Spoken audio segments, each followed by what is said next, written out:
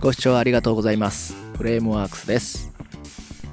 今回制作していくのはマスターグレードゼータガンダムバージョン過渡期です。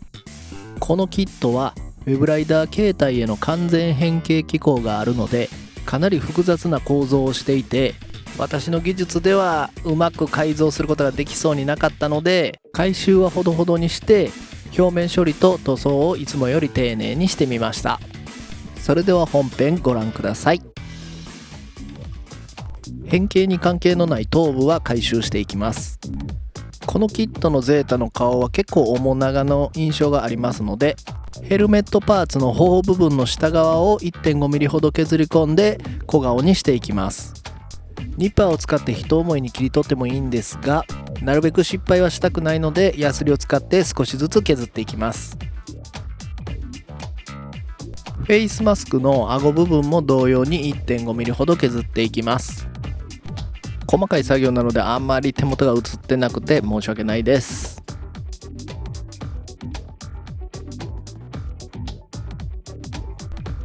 削り終わったものがこちらです。右側が削った後、左側が加工前の状態です。そしてこちらが両側を加工した状態になります。加工前と後を比較するとこんな感じです。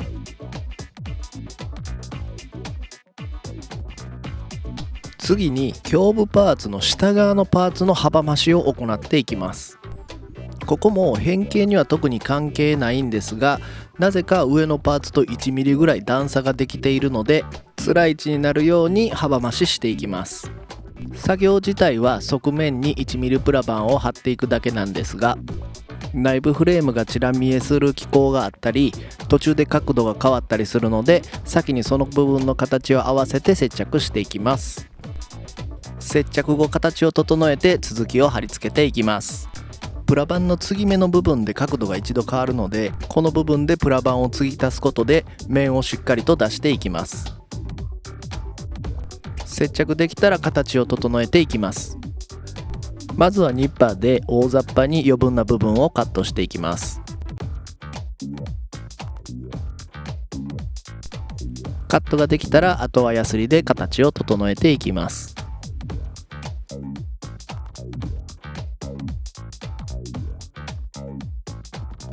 幅増しを行う前と比較するとこんな感じです。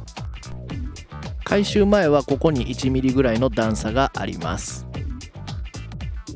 1mm プラ板を貼り付けて幅増しをしてやることでここの段差を埋めました。今回行った回収はこの2箇所で、ここからは表面処理を見ていきます。二の腕部分のパーツは山折り状になっているんですが、山の頂上部分が平らになっているので、両側から削り込んで頂上部分のエッジをくっきりとさせています。続いて肩のパーツになるんですが、このパーツが一番引けがひどくて個体差だとは思うんですが、私の個体ではディティールよりも深く引けが入ってしまっていたので、これをやつって消してしまうとディティールも浅くなってしまいます。ということでこの部分は瞬間接着剤を持って引けを消すことにしました。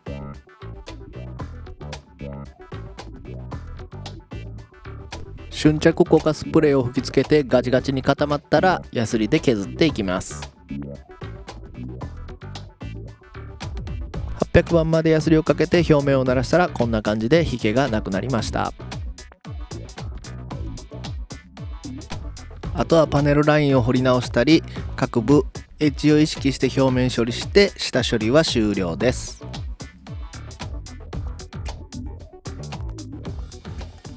それでは塗装を見ていきます。まずは内部フレームの塗装です。内部フレームはガイアノーツのメカサフヘビーを使用しました。内部フレームに関しては特に意識はせずにいつも通りベタ塗りしています。続いて青色部分の下地を塗っていきます。下地に使用したのはクレオスのサーフェイサー1000番です。今回トリコロールカラーに関して下地からかなり悩んでいて、当初は白下地にする予定で、映像も白サフを吹いている状態です。この後思い直して白サフの上からグレーサフを吹き直しています。最終的に黄色以外の下地は全てグレーサフにすることにしました。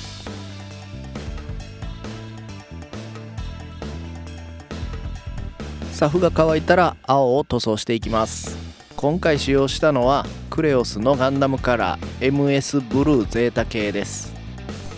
いろいろと試し塗りをしてみて、最終的にこちらのブルーにたどり着いたという感じです。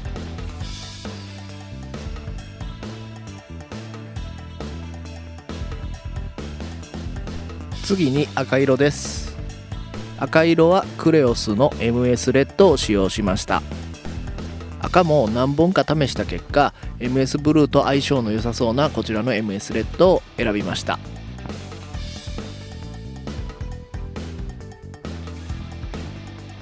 そして黄色部分なんですが、黄色部分に関しては場所によって下地の色を変えています。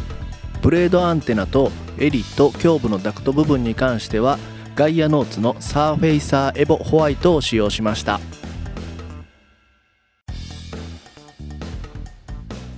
それ以外の部分にはガイアノーツのピンクサフを使用しています。黄色の塗料は隠蔽力が弱いので下地の色を変えることによって微妙にニュアンスの違った黄色にしたかったからです。そして使用した黄色の塗料はクレオスの MS イエローです。ピンク下地のパーツにも同様に MS イエローを吹いています。次に白部分です。私の中ではガンダムの白は若干グレーみがかった白をイメージするんですけれども、バージョン化時に関しては純白のイメージがあったので今回はガイアノーツのアルティメットホワイトを採用することにしました。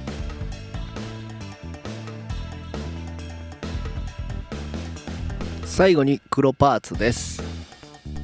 黒パーツにはクレオスのミッドナイトブルーを使用しました。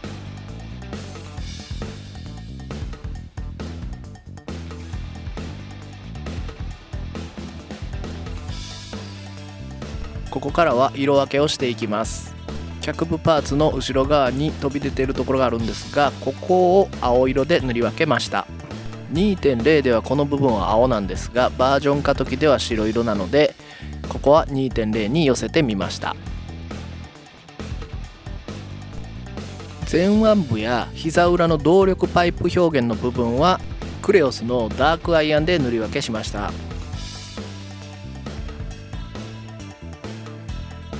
バーニア部分に関してはボーンペイントのマキシマムシャインシルバーで塗装しています。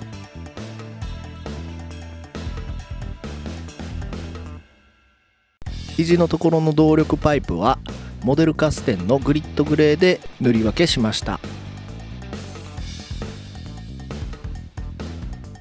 最後にパイロットフィギュアを塗装していきます。パイロットフィギュアは切り出した状態に一旦白サフに少し青を混ぜたもので下地を塗って、その後タミヤのエナメル塗料のブルーで墨入れをしてから塗装しています。各部カラーについては基本的には説明書に近しい色を使って塗っています。全てのパーツの塗装が終わったら墨入れをしてデカールを貼ってトップコートを拭いて終了になります。デカールは全て説明書の通りに貼り付けてあります。トップコートはクレオスのスーパースムースクリアを使用しています。はい、それでは最後の組み上げを行っていきます。こちらのキットはですね、全て PS 樹脂で構成されてるんですけれども、やはり変形機構があるので各関節がかなり硬めになってます。ですので力を入れすぎて塗装が剥げないように注意しながら、組み上げていきます。実のところ2箇所ほど塗装が剥げて再塗装しています。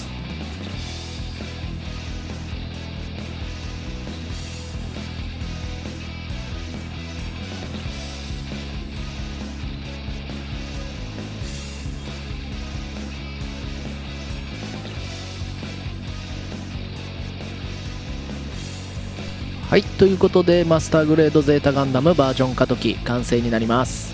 いかがでしょうか。基本的にはほとんどキットそのままの状態なんですが、いつもよりエッジを意識して表面処理を行ったり、明度にこだわった塗装をしてみたりして仕上げてみました。今回の動画は以上になります。